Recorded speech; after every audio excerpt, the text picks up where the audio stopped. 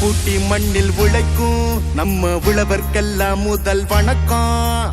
மாட்டுக்கும் மண்ணுக்கும் கதிரவனுக்கும் நன்றி சொல்லும் எங்க கொண்டாட்டம் தான். பொங்கல் பொங்கல் இப்போது இங்கே ஆட்டம்தான் போடும் காலேஜ் பசங்க.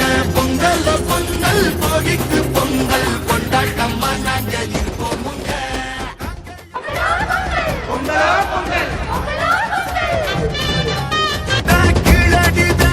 சொல்லுது பாரு பூமிக்கு தலைமகன் தமிழான் தாண்டா.